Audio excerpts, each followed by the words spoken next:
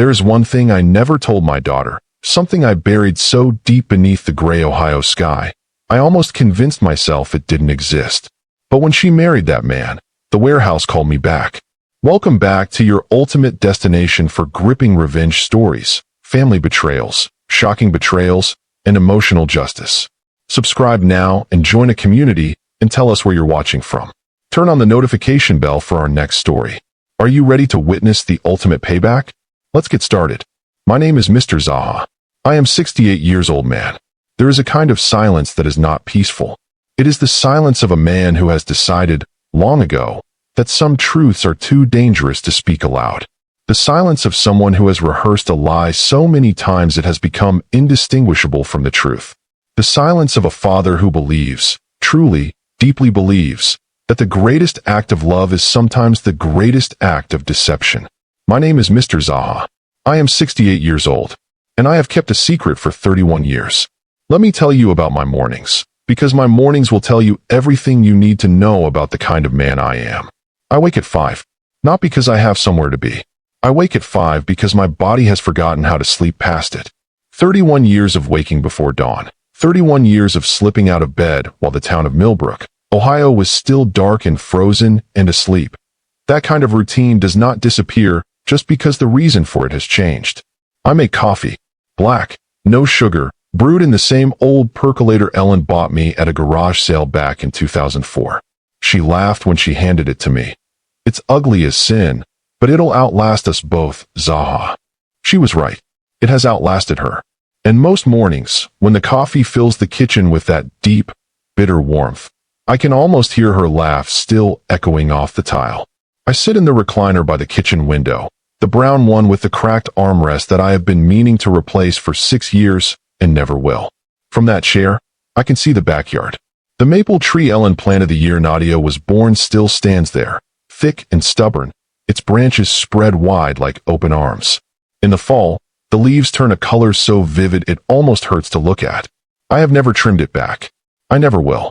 I sip my coffee. I watch the maple, and I think about my daughter. Her name is Nadia. She is 34 years old, and she is the single greatest thing I have ever done in this life. Not the warehouse, not the money, not the careful, painstaking architecture of secrecy I spent decades constructing like a man building a bunker one brick at a time. Nadia, she is the reason I built any of it. When she was small, 4, maybe 5, she used to climb into my lap every evening before bed and ask me the same question. Her eyes were big and dark, the way Ellen's were, and she would tilt her head to one side the way she always did when she was curious about something. Daddy, where do you go when you leave at night? And every evening, I would smooth her hair back from her forehead, press a kiss to the top of her head, and say the same thing. I go check on something at work, sweetheart. That's all. Nothing exciting. She believed me. Children believe their fathers. That is both the greatest gift and the heaviest burden of being a parent. They hand you their trust like it is the most natural thing in the world, open-handed, unconditional, complete. And when you use that trust to shield them from something, even when you are shielding them out of love, you are also teaching them that the world is not always what it seems. I taught my daughter that lesson without her ever knowing she was learning it. The warehouse is on Route 9, out past the old Henshaw steel plant that closed down in 2011. It sits between a rusted fence line and a patch of scrubland where deer sometimes graze at dusk. It is a squat, gray building with no signage, no windows on the ground floor, and a loading dock that hasn't been used in years. The weeds have grown up through the cracked asphalt around it. In winter, snow collects on the flat roof and stays there for weeks without melting. It is not a place anyone goes. It is not a place that draws a second glance. It is, in every conceivable way, invisible. That is exactly why I chose it. I will not tell you what is inside. Not yet. That story has its own weight, and its own time, and it has to be told carefully, because what is inside that warehouse is not simply money or documents or objects.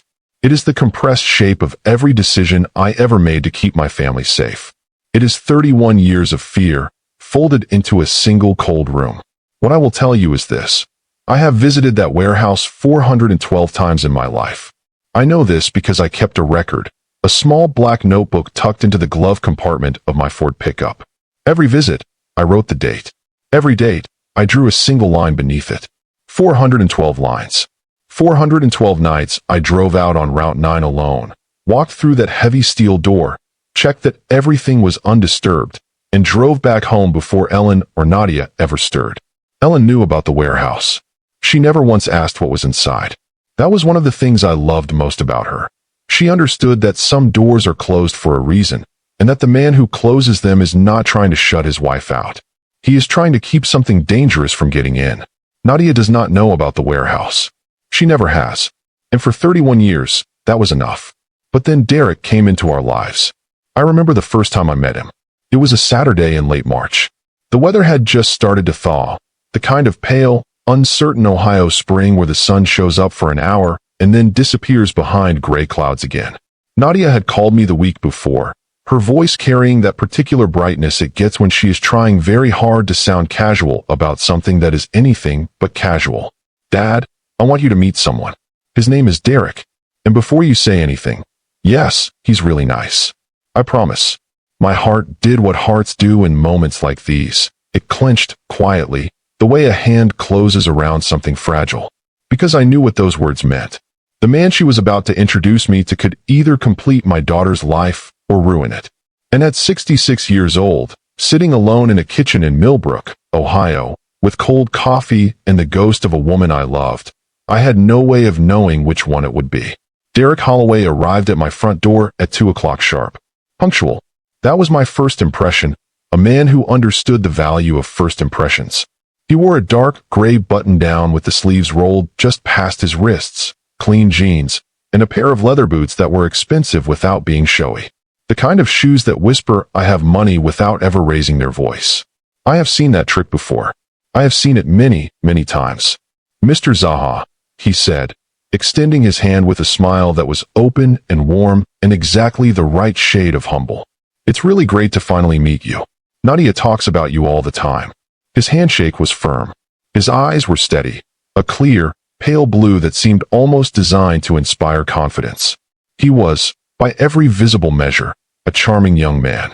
The kind of man who makes fathers in small Ohio towns feel cautiously hopeful. But there is something an old man develops after decades of reading people, a sensitivity, like a wire pulled taut inside the chest. A vibration. And when Derek Holloway shook my hand that Saturday afternoon on my front porch in Millbrook, something inside me vibrated. I said nothing. I smiled. I invited him in for coffee. But I watched him. Lord, how I watched him.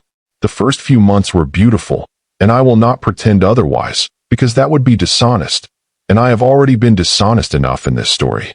Nadia was happier than I had seen her in years. She laughed more. She called me more often. She came over on Sunday afternoons, and Derek came with her, and he would roll up his sleeves and help me stack firewood in the garage without being asked. He sat with me on the back porch in the evenings, a beer in his hand, and asked about my life, about how I came to Millbrook, about Ellen, about raising Nadia alone after her mother passed away from cancer when Nadia was 12. He listened well. He nodded in the right places. He looked at me with an expression that said, "I understand, sir. I really do." He was attentive, respectful. He made my daughter smile the way Ellen used to smile, openly, without armor. And I wanted, God, how desperately I wanted, to believe he was real. But the vibration did not stop. It came in small things. Things that meant nothing on their own. Things that, laid side by side, formed a shape I did not want to see. The way his eyes sharpened, just slightly, just for a fraction of a second, whenever I mentioned anything about money. Not greedily, not obviously, but with a flicker of focus that was 1 degree too alert. The questions he asked about my past, which I had always kept deliberately vague. "So you were in the import business before you retired? That must have done pretty well for you, Mr. ZAHA." The way he once mentioned, casually, over dinner, that he had driven out past the old industrial stretch on Route 9 while looking for a back road into town. I had never told him about Route 9. I had never told anyone outside of my lawyer where the warehouse was. "Oh, I was just exploring," he said with an easy laugh when I asked how he knew that stretch. "You know how it is. New town, new roads. I like to find the shortcuts." I nodded. I smiled. I passed him the breadbasket.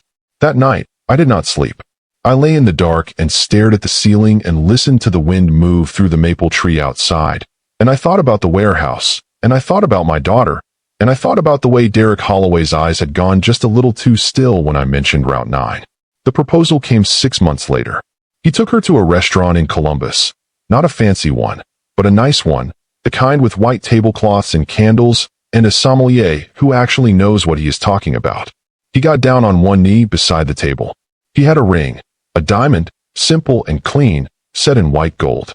Nadia called me at 9 o'clock that night. She was crying before she finished her first sentence. Dad, he asked me. He actually asked me. Oh my God, Dad. I sat down on the edge of my bed. I closed my eyes. I pressed the phone against my ear and listened to my daughter's voice breaking apart with joy, and I felt two things at the exact same time. A love so fierce it was almost painful, and a fear so cold it settled into my bones like the Ohio winter. Are you happy, sweetheart? I asked. Tell me you're happy.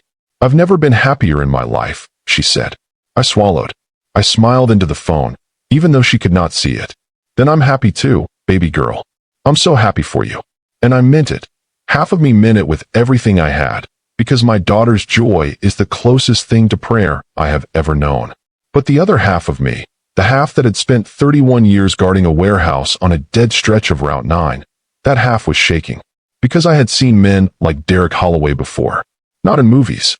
Not in stories. In the real world. In the world I used to live in before I closed the door on it, and built a quiet life in a small town with a maple tree and a broken recliner, and a woman I loved more than I deserved. I had seen what men like him do. I had seen what they take. And I had seen what is left behind when they are finished taking it. The wedding was in September. The maple tree was just beginning to turn, gold at the edges, green at the heart, and the church was filled with white roses and the sound of a choir Nadia had found through a friend of a friend. She wore a dress of simple ivory silk that made her look like something out of an old photograph, the kind you find in a drawer decades later and hold in your hands and think, God, she was beautiful. I walked her down the aisle. I held her arm. I felt the slight tremble in her hand, not from fear, but from the sheer weight of the moment, and I steadied her the way I had steadied her 1,000 times before, since she was a little girl afraid of thunderstorms. When we reached the altar, I placed her hand into Derek's. He smiled at me, that same warm, easy smile, but I held his gaze for 1 second longer than I needed to. 1 second in which I let him see something in my eyes that I had kept hidden all evening. Something old and hard and unforgiving. A warning. The kind of look that says, I see you. I know what you are. And if you hurt her, there is no version of this story where you walk away clean. He blinked. Just once. And then the smile came back, smooth as water closing over a stone. I let go of my daughter's hand. And I walked back to my pew. And I sat down. And I folded my hands in my lap. And I prayed. To God. To Ellen. To whatever quiet force holds the fate of old men and their secrets, that I was wrong about Derek Holloway. I prayed harder than I have prayed for anything in 68 years of living. The first 3 months of marriage, I told myself I was being paranoid. That is what old men do. We sit in our recliners, and we watch the world move around us, and we convince ourselves that the shadows we see are just that, shadows. Tricks of the light. The mind playing games on a body that has been tired for longer than it can remember. So I watched, and I waited, and I said nothing. But Derek Holloway was not a man who stayed still for long. It started with a phone call. I was in the garage one afternoon in late November, stacking the last of the firewood before the real cold set in. The air had that sharp, metallic bite that Ohio winters carry, the kind that gets into your lungs and stays there. My hands were red from the cold and the rough bark, and I was thinking about nothing in particular, just the rhythm of it. Lift, stack, breathe, when my phone buzzed in my jacket pocket. It was Nadia. Hey, Dad. You busy? Never, I said, setting a log down and wiping my hands on my jeans. What's going on, sweetheart? There was a pause. A small one. The kind of pause that, if you are not listening carefully, you might miss entirely. But I have spent 68 years listening carefully, and I did not miss it. Derek was asking about you last night, she said. About your old business. The import stuff. He said he was just curious, but I don't know. It felt like more than curious. I kept my voice even. Warm. The way it always sounds when I am talking to my daughter, no matter what is happening inside my chest. What kind of questions? Like, did you have a warehouse or something? Storage? He said he remembered you mentioning something once about property on the east side of town. I told him I didn't really know the details. You never really talked about work stuff when I was growing up. She laughed. A small, nervous laugh. The kind that means she is trying to make light of something that does not feel light. He's probably just making conversation, Dad. You know how he is. Yeah, I said. I know how he is. We talked for a few more minutes about nothing. About the weather, about a show she was watching, about whether I needed her to pick up groceries on her way by on Thursday. When we hung up, I stood in the garage for a long time, holding the phone in my hand, not moving. Did you have a warehouse or something? I had never mentioned a warehouse to anyone in that house. Not once. Not to Nadia. Not to Ellen. Not in 31 years of living in Millbrook. Which meant Derek had found it somewhere else. I spent the next week doing something I had not done in a very long time. I started paying attention to Derek Holloway, not from a distance, the way an old man watches a stranger from across a room, but up close. Deliberately. The way you study an animal before you decide whether it is dangerous. He came over for dinner on Thursday. Nadia cooked. A pot roast. The recipe Ellen used to make. The one with the rosemary and the slow burn in the oven. The house smelled the way it used to smell on Sunday evenings, back when Ellen was alive and Nadia was small, and the world felt like it was held together by something warm and invisible. I sat across from Derek at the kitchen table, and I watched him eat, and I watched him talk, and I watched the way he touched Nadia's hand when he made her laugh. And all of it, every gesture, every smile, every easy laugh, felt like a performance. Like watching a man play a role he had rehearsed 100 times before. After dinner, Nadia went to make coffee, and Derek and I were left alone at the table. He leaned back in his chair, relaxed, comfortable. The way a man looks when he believes he is in control of a room. Mr. ZAHA, he said, swirling the last of his water in his glass. I've been meaning to ask you something. I looked at him. I kept my face open. Neutral. Go ahead, I said. I was doing some research the other day, just out of curiosity, you understand, into property records around Millbrook. Old industrial stuff. Route 9, that whole stretch. He smiled. Casual. Easy. And I came across a parcel registered under your name. An old warehouse. Did you know it was still on the books? The air in the kitchen did not change. The tick of the clock on the wall did not skip a beat. The smell of rosemary and coffee did not shift by even a single degree. But something inside me went very, very cold. I held his gaze. I did not blink. I did not look away. I'm not sure what you're talking about, I said. My voice was calm. Steady. The voice of a man who has lied before and knows exactly how to do it. I haven't owned property on Route 9 in years. Must be old records. They don't always update them out here. Derek nodded slowly. He tilted his head, just slightly, the way a man does when he is deciding whether or not he believes what he has just heard. Huh, he said. That's strange. The records looked pretty current to me. He held my eyes for 1 beat. 2 beats. 3. Then Nadia came back with the coffee, and Derek's face shifted. The smile returned, the warmth flooded back in, and he stood up and kissed her on the cheek and took the tray from her hands, and the moment was over. But it was not over. Not for me. If this story is hitting you the way I think it is, if you feel that cold knot in your stomach the way Mr. ZAHA does, drop a comment right now. Tell me, do you think Nadia sees what her father sees? Because what's coming next will change everything. That night, after they left, I sat in the dark kitchen for a long time. The house was quiet. The maple tree outside was bare now, all its gold and green stripped away by November, nothing left but black branches clawing at a gray sky. It looked, in the dark, like something broken. I thought about the warehouse. I thought about what was inside it.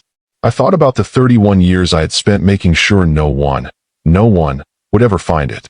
And then I thought about Derek Holloway sitting at my kitchen table with that calm, knowing smile, telling me he had found a property registered under my name on Route 9.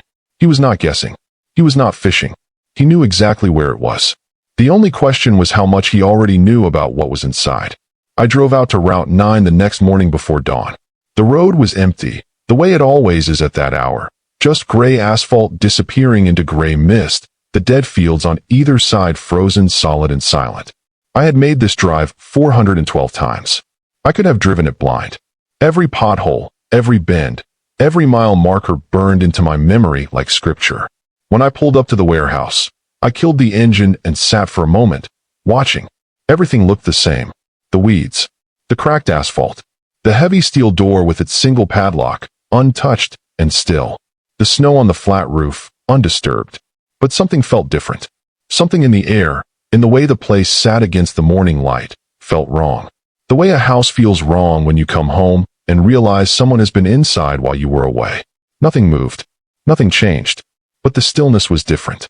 I got out of the truck. I walked to the door. I checked the padlock, same as always, cold and solid in my hand. I checked the ground around the entrance, frozen mud, no fresh footprints. I stood there for a long time, breathing in the cold, staring at the door I had walked through 412 times. And I thought, he knows where it is. He knows it exists. And he is patient enough to wait. That was what frightened me most. Not the greed. Not the cunning. Not even the danger. The patience. A man who is desperate makes mistakes. A man who is angry moves too fast. But a man who is patient. A man who can sit at your kitchen table and smile and make small talk and wait. That man is the most dangerous kind there is. I locked the door. I got back in my truck. I drove home through the gray Ohio morning with both hands on the wheel and my knuckles white and my mind racing through every possible move Derek Holloway might make next. And underneath all of it, underneath the fear and the strategy and the cold calculations of a man who has spent a lifetime protecting a secret, there was one thought I could not shake. My daughter was married to him, and she had no idea what was coming. Derek Holloway does not attack from the front. He does not raise his voice. He does not slam doors or make accusations or leave evidence of his intentions lying around for someone to find. No, a man like Derek works the way water works, slowly, quietly, finding every crack in the foundation and widening it by a fraction, day after day, until one morning you wake up and the whole structure is leaning and you cannot remember when it started. He began with Nadia. Not with me. Not with the warehouse. With my daughter, the one person in the world whose trust one could not afford to lose, and the one person in the world he knew I would never suspect him of turning. It started small. The way all poison starts small. Nadia called me on a Tuesday evening in early December. The sky outside my window had already gone dark. Ohio winters steal the light early, and by 4 o'clock the world looks like it has been painted in charcoal. I was sitting in my recliner, reading the newspaper the old-fashioned way, when the phone rang. "Dad, can I ask you something?" Her voice was different. Not angry. Not accusatory. Something quieter than that. Something careful. The voice of a woman who has been thinking about a question for days and has finally decided to ask it out loud. "Of course, sweetheart. Anything." A pause. That pause again. The small, weighted silence that I had learned, over the past few weeks, meant something was coming. Derek mentioned something last night. He said he found something. An old property record. On Route 9. My hand tightened on the newspaper. I set it down slowly, folding it with the kind of deliberate care that buys a man a few extra seconds to think. "What kind of property record?" "A warehouse, Dad. Under your name." He showed me the county records online. "It's right there, your name, your address, everything." Another pause. Longer this time. "Why didn't you ever tell me about it?" There it was. Not a question about the warehouse itself. Not yet. A question about the silence. About the 31 years of mornings I slipped out before dawn and nights I drove alone on Route 9 and days I looked my daughter in the eye and told her there was nothing to see. She was not angry. She was hurt. And hurt, in my experience, is far harder to answer than anger. "It's just an old building, Nadia," I said. My voice was steady, calm. The voice I had been perfecting for 3 decades. Storage space. Nothing important. I forgot it was still on the books. "But you drove out there, Dad." Derek found something. A maintenance log, I think he called it. From the county. It shows regular inspections. Someone has been checking on that property for years. The cold settled deeper into my bones. "Records can be wrong," I said. "You know how the county is out here. Half their files are from the 70s. There was a silence on the other end of the line. The kind of silence that tells you the person you are talking to is not convinced. The kind of silence that says, "I want to believe you." But something does not add up. "Okay, Dad," she said finally. Softly. "Okay." We said goodnight. We hung up. And I sat in the dark kitchen and stared at nothing and thought about the way her voice had sounded. Not angry, not suspicious, but searching. Looking for something in me she had never needed to look for before. Trust. She was looking for a reason to keep trusting me. And I had just given her one more reason to doubt. Over the next 2 weeks, Derek moved with the patience of a man who had done this before. He never pushed Nadia directly. He never said your father is hiding something or that warehouse is worth investigating. He was far too careful for that.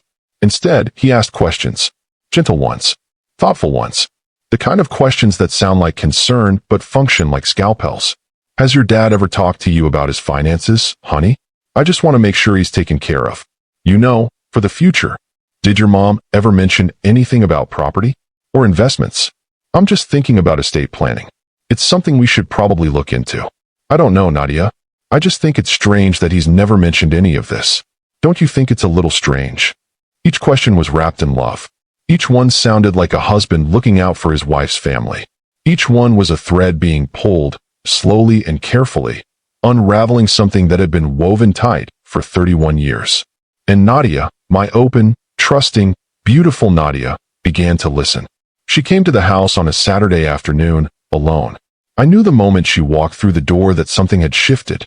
It was in the way she carried herself, shoulders squared, chin lifted just slightly, the posture of someone who has made a decision and is bracing for the resistance that will come after. She had worn that same posture once before, years ago, when she told me she was dropping out of college to travel through Europe for a year. She had been 22 then, terrified and fierce in equal measure. She was 34 now, and she was terrified again. Sit down, Dad, she said. I sat.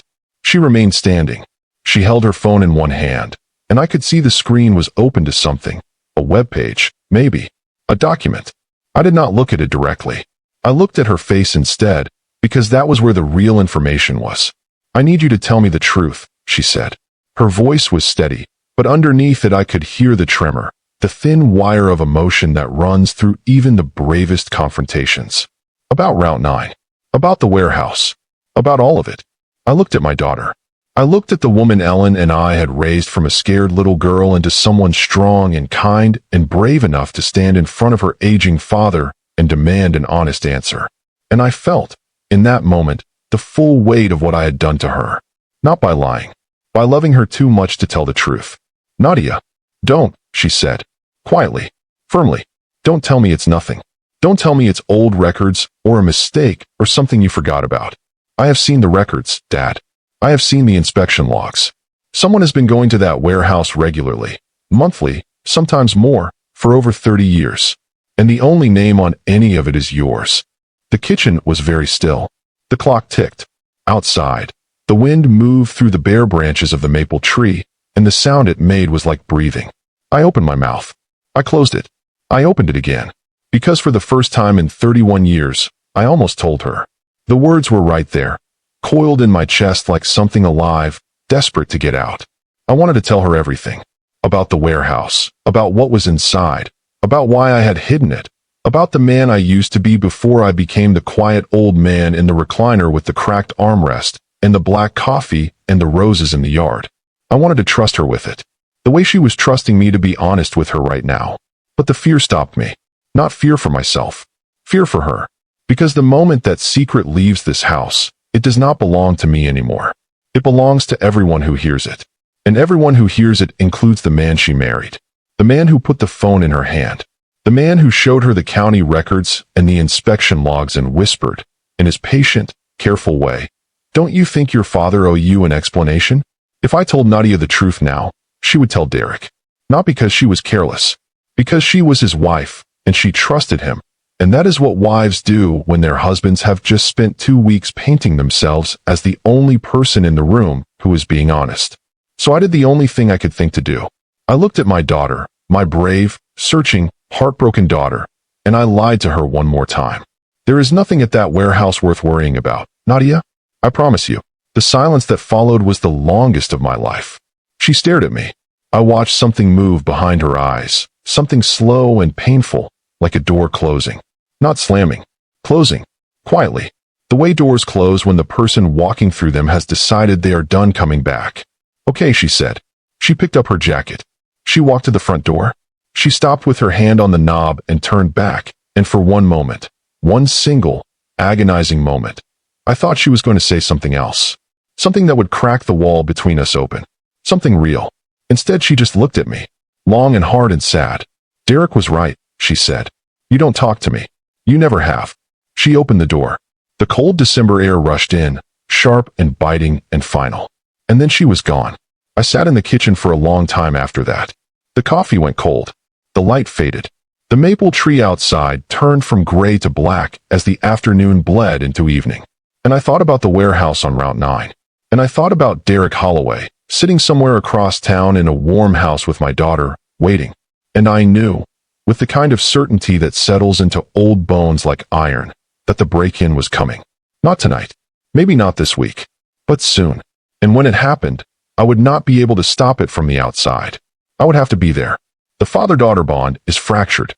Derek has done his work without ever showing his hand. And Mr. ZAHA knows what is coming next. I knew he was coming on a Thursday. Not because he told me. Not because anyone tipped me off or left a sign or made a mistake I could trace. I knew because I had spent 31 years learning to read the rhythm of danger, the way it builds, the way it holds its breath before it moves. And on that Thursday morning in mid-December, the rhythm changed. It was in the air, in the stillness. The way the town of Millbrook felt that day, muffled, like the world was holding something back. I sat in my kitchen with my black coffee, and I listened to the silence, and I knew. Tonight, I spent the afternoon preparing. Not the way a man prepares for a fight. I am 68 years old. My hands shake in the cold now, and my knees ache when the weather turns. And the last time I ran anywhere was chasing Nadia through the yard when she was 7 years old, trying to catch her before she fell off the tire swing. I was not going to stop Derek Holloway with my fists or my body or any kind of brute force. I was going to stop him with the truth. Because that is what the warehouse has always been. Not just a place where I hid things. A place where I kept them safe until the moment they could do the most good. And after 31 years of waiting, that moment had finally arrived. At 5 in the afternoon, I picked up the phone and called my daughter. She answered on the second ring. Her voice was polite but guarded. The way it had been since that Saturday in my kitchen, when she walked out the door and told me Derek was right about me. We had spoken a handful of times since then. Short conversations. Careful ones. The kind of conversations two people have when there is a wall between them and neither one knows how to climb over it. Dad, she said. Hey, Nadia, listen to me. I kept my voice calm. Steady. But underneath it, something was trembling, something I could not control. I need you to do something for me tonight. And I need you to trust me one more time. A pause. The familiar silence of a woman weighing whether or not she has any trust left to give. What do you need? She asked. Come to Route 9 tonight. Around 10 o'clock. Bring Derek with you. Tell him you want to see the warehouse. Tell him you want answers. He will come. He has been waiting for an excuse. Another pause. Longer this time. Dad, what is going on? I will explain everything, I said. And for the first time in 31 years, I meant it completely. But not on the phone. Not here. It has to be there. At the warehouse. That is the only place where the truth makes sense. I could hear her breathing on the other end. I could hear her thinking, turning it over, weighing it, looking for the lie the way she had been trained, over the past few months, to look for lies in everything I said. Okay, she said finally.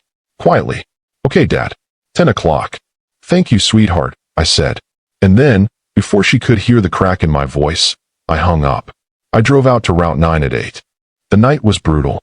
One of those deep Ohio December nights where the cold is not just a temperature but a presence, something alive and heavy that presses against your skin and seeps into your chest, and makes every breath feel like swallowing broken glass. The sky was perfectly clear, which meant the stars were sharp and cold and indifferent, scattered across the darkness like chips of ice. Route 9 was empty. It is always empty at night. The only light came from my headlights, cutting a pale tunnel through the dark, and when I finally pulled up to the warehouse and killed the engine, the silence swallowed everything. The engine, the road, the world. I sat for a moment, breathing. Then I got out, unlocked the door, and went inside. I have not described the inside of the warehouse until now. I have kept it hidden from this story the way I kept it hidden from my daughter, because some things have to be revealed at exactly the right moment, or they lose their power. The interior was not what you would expect. It was not dark. I flicked on the overhead lights, industrial fluorescent tubes that buzzed and flickered before settling into a steady, pale glow, and the space opened up in front of me like a room that had been waiting, patiently, for someone to finally walk in and look. Along the left wall, floor to ceiling, ran a row of metal filing cabinets, 12 of them, each one labeled with a year. 1993, 1994, 1995, all the way to 2024. 31 years of documents, organized with the precision of a man who understood that paperwork, in the right hands, could be the most dangerous weapon in the world. Along the back wall sat a wooden table, the kind you find in old farmhouses, scarred and solid. And on that table, arranged in neat rows, were manila envelopes. Dozens of them, each one labeled, each one sealed. And in the center of the room, on a concrete pedestal that I had poured myself 20 years ago, sat a metal safe. Black, 4 feet tall, the combination written nowhere, only in my head, in a sequence of numbers that I had memorized the way a man memorizes a prayer. This was the warehouse, not a vault of stolen money, not a treasure chest, a library, a record, 31 years of evidence, of who I was, of what I survived, and most importantly, of who Derek Holloway really was. I had hired a private investigator 8 months before the wedding, a quiet man named Harold Briggs, out of Columbus, who specialized in exactly this kind of work, finding the things people spend their lives burying. Harold found everything. Derek Holloway had been married twice before. 2 women in 2 different states, one in Indiana, one in Kentucky. Both marriages ended the same way. Derek identified a woman with family money, married her quickly, isolated her from the people who loved her, and then systematically drained every account, every asset, every inheritance she had access to. When there was nothing left to take, he disappeared. The first wife had filed a police report. It went nowhere. The second wife had not filed anything at all. She had simply vanished from public records, moved somewhere no one could find her, and tried to rebuild a life from nothing. Harold brought me the documents, the court records, the police reports, the bank statements, the photographs, all of it. And I brought all of it here, to this warehouse on Route 9, and I added it to the 31 years of records I had already been keeping, because I understood, with the clarity that comes from having seen this kind of predator before, that the moment would come when Derek would make his move. And when he did, I needed to be ready. Not with anger, not with accusations, with proof. Proof that Nadia would believe. I waited. I sat in a folding chair near the back wall, in the shadow of the wooden table, and I waited. The warehouse was cold, colder than outside. Somehow, the way stone and concrete hold the winter inside them long after it has passed. I wrapped my coat tighter around my shoulders, and I breathed, and I listened to the silence, and I thought about my daughter driving toward me through the dark. At 9:45, I heard tires on the gravel outside. One set of headlights swept across the small, frosted window near the ceiling. The engine cut. Car doors opened and closed, 2 of them, one after the other. I stood up. I moved to the edge of the light, where the shadow met the glow of the fluorescent tubes, and I waited. The steel door opened.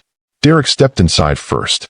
He was wearing a black jacket, his hands shoved in his pockets, his breath coming in white clouds in the frozen air. His eyes moved immediately, scanning the room, taking in the filing cabinets, the table, the safe. And in that single sweep of his gaze, I saw it. The mask slipped. Not for long. Maybe half a second. But it was enough. The warmth drained from his face like water from a tub. What was left underneath was something I recognized. Something cold and sharp and utterly without sentiment. The face of a man who had done this before and knew exactly what he was looking at. Then Nadia stepped in behind him, and the mask snapped back into place. "Jesus," Derek said, his voice filled with manufactured surprise. He turned to Nadia with wide eyes. "What is all this?" Nadia stood in the doorway, her arms wrapped around herself against the cold. Her eyes moved across the room, the cabinets, the envelopes, the safe, and I could see her trying to make sense of it, trying to fit what she was seeing into the story she had been told. "Dad," she called out. "Are you here?" I stepped out of the shadow, into the light. The 3 of us stood there, a triangle of silence in a cold concrete room. Nadia in the doorway, shaking from the cold, and something deeper than cold. Derek beside her, his jaw tight, his eyes locked on me with an intensity that had nothing to do with surprise and everything to do with calculation. And me, 68 years old, my coat pulled close, my hands steady for the first time in weeks. "Sit down, Derek," I said. His eyes narrowed. The warmth was gone now. There was no audience left to perform for. Nadia was looking at me, not at him. And without that audience, the mask had no reason to stay up. "What is this, old man?" he said. His voice was different. Flatter. Harder. The voice of the real Derek Holloway, the one who had never existed in Nadia's world until this moment. "This," I said, gesturing around the room, "is 31 years of my life. Everything I have built. Everything I have protected." I paused. I looked at my daughter. "And everything I kept from you, Nadia, not to hide it. To keep it safe until the right moment." "What are you talking about?" Nadia whispered. I walked to the wooden table. I picked up one of the manila envelopes, the one labeled with Derek's name, the one that contained everything Harold Briggs had found. I held it in both hands for a moment, feeling its weight. Then I turned and held it out to Nadia. "Open it," I said. "Read what is inside, and then you will understand why I could not tell you before." "Dad, please," I said, and my voice broke, just slightly, just enough for her to hear it, on the word. "Please, sweetheart, just open it. If you have made it this far, if you have felt what Mr. ZAHA has carried for 31 years, leave a comment right now. One word. Tell me how you feel. Because what Nadia is about to read in that envelope will change everything she thought she knew about the man she married." Nadia took the envelope. She tore it open with trembling fingers. She pulled out the pages, the court records, the police reports, the photographs of Derek with 2 other women, the bank statements showing the systematic draining of accounts, the witness statements, the timeline that Harold had assembled with surgical precision. She read. The warehouse was silent except for the sound of paper turning and the buzz of the fluorescent lights overhead and the wind outside pressing against the walls like something trying to get in. Derek did not move. He did not speak. He stood with his hands at his sides and watched my daughter read the truth about him. And for the first time since I had known him, there was nothing on his face at all. No mask. No performance. Just the blank, cold stillness of a man whose game was over. Nadia read for a long time. When she finally looked up, her face was white. Not pale white. The color of someone who has just been struck by something invisible and is still trying to understand where the blow came from. She looked at Derek. He looked back at her. And in that silence, in that single, devastating moment of a woman seeing the man she married for the very first time, the warehouse on Route 9 finally gave up its secret. Derek Holloway did not fight. That was the thing I had not expected. I had imagined this moment many times, in the dark of my kitchen, in the silence of my truck on Route 9, in the long, sleepless hours between midnight and dawn when the fear was loudest. I had imagined him angry, desperate, dangerous. I had imagined him lunging, or threatening, or saying something ugly enough to scar. But he did none of those things. He stood in that cold warehouse and he watched my daughter read the truth about him, page by page. And when she looked up from the last document with tears already building in her eyes, he did not deny it. He did not spin it. He did not open his mouth and try to reshape the story the way he had reshaped everything else in his life. He simply looked at her. And then he looked at me. And in his eyes, those pale, calculating eyes that had fooled my daughter and almost fooled me, there was nothing left. No warmth. No charm, no performance, just the flat, empty recognition of a man who understood that the game was over, and that the only move left was to walk away before the board was turned over completely. "Nadia," he said. His voice was quiet, almost gentle, almost the voice of the man he had pretended to be. She did not look up from the documents in her hands. He waited 1 second, 2. Then he turned, walked to the steel door, pushed it open, and stepped out into the December night. The door closed behind him with a sound like a period at the end of a sentence. No slam. No drama. Just a quiet, final click. And he was gone. The way men like Derek always go. Not with thunder. With silence. For a long time after that, neither of us moved. The warehouse hummed around us. The fluorescent lights buzzing their steady, mechanical drone. The cold pressing in through the concrete walls. The wind outside scraping dead leaves across the frozen gravel. Inside, the air was still, heavy, the kind of air that settles over a room after something irreversible has happened. Nadia stood near the door where Derek had left her. She was still holding the envelope, the manila folder with his name on it, now open, its contents spread in her hands like the pages of a book she wished she had never picked up. Her face was wet. She was not sobbing. The tears were coming silently, the way they come when the grief is too large and too sudden for the body to process any other way. I did not go to her right away. I gave her the silence.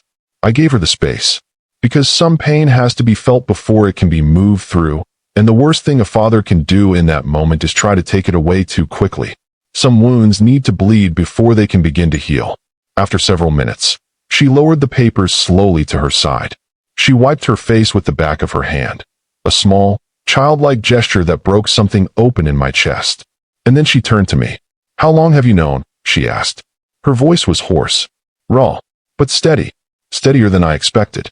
"Since before the wedding," I said. I did not look away from her. I owed her that much, to look her in the eye and tell her the truth, finally, without flinching. I hired someone, a private investigator out of Columbus. His name is Harold Briggs.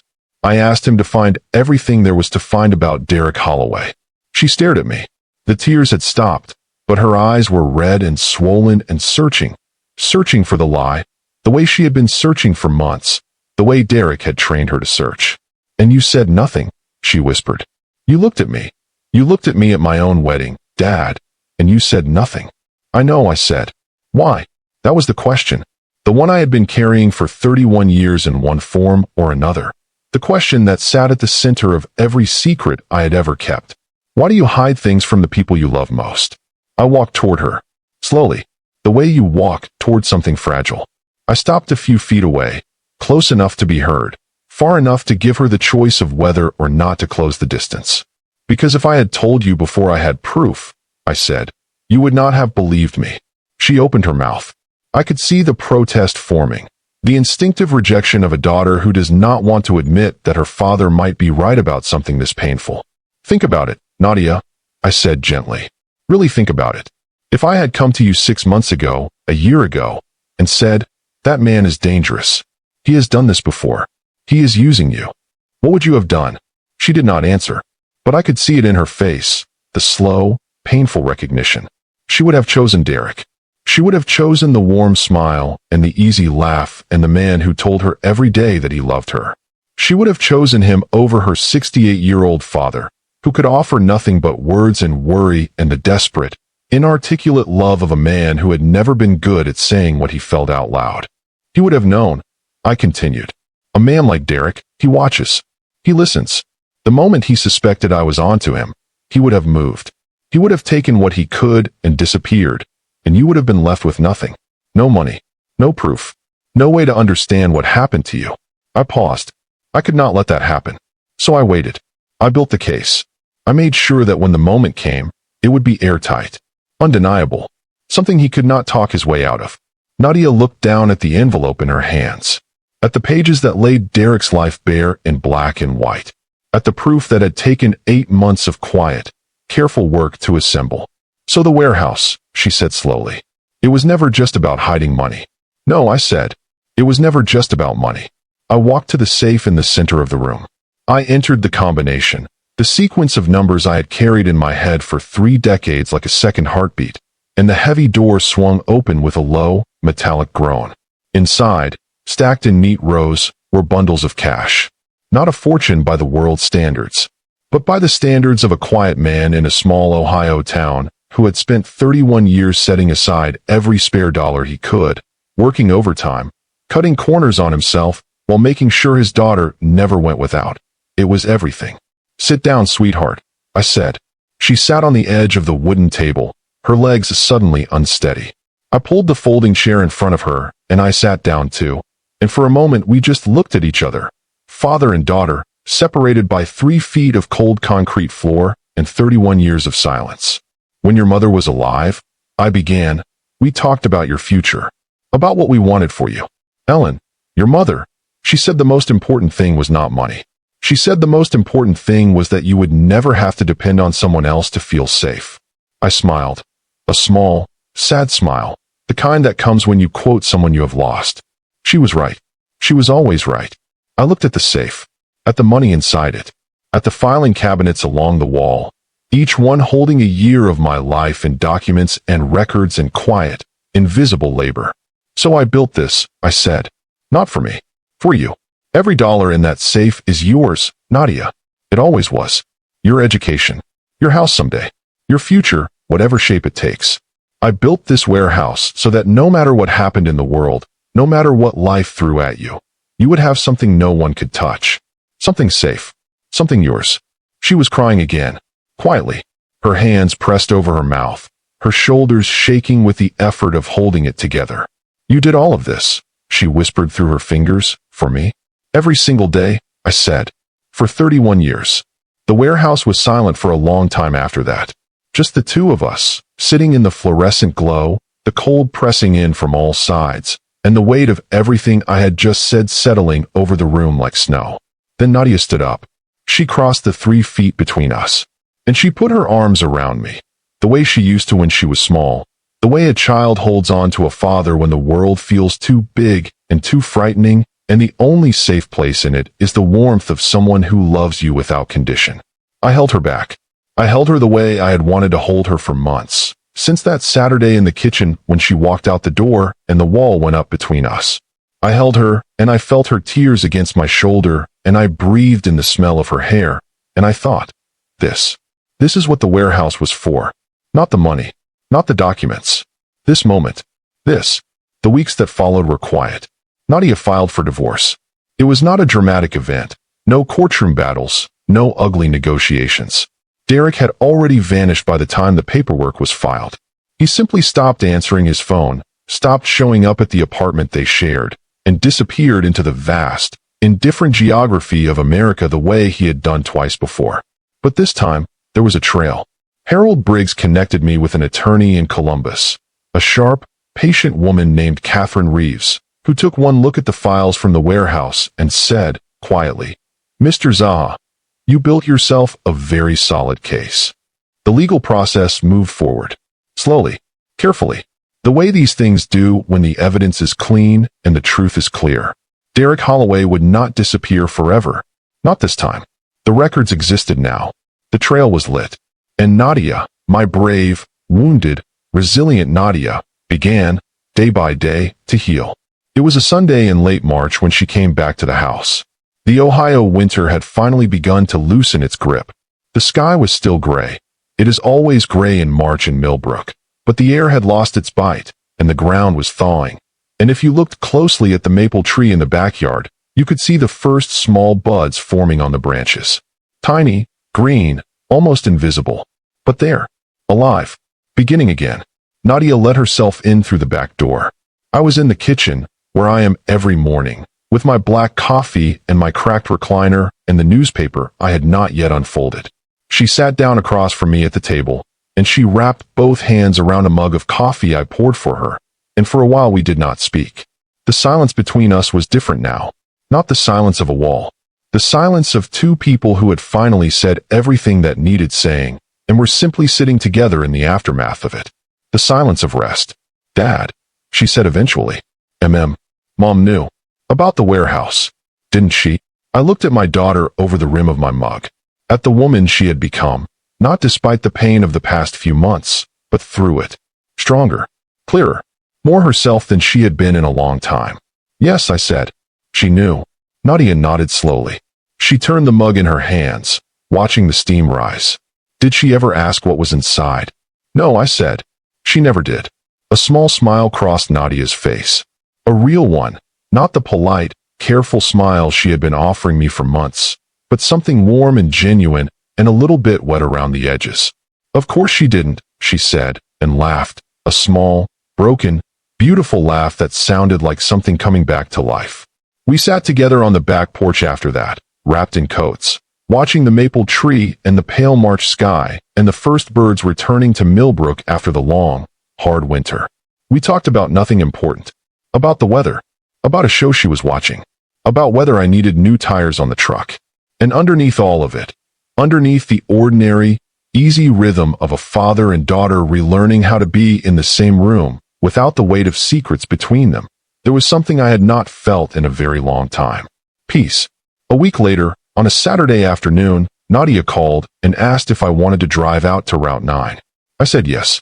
She picked me up in her car, a small blue Honda that she had bought with her own money, from her own savings, and was proudly, quietly her own.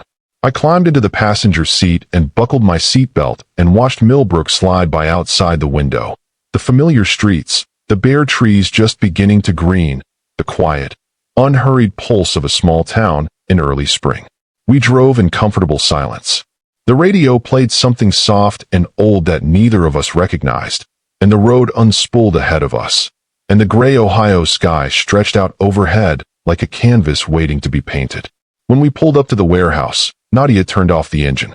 The building sat there the way it always had, squat, gray, unremarkable. The weeds around the foundation were brown and dead, but underneath them, if you looked closely, the ground was beginning to soften.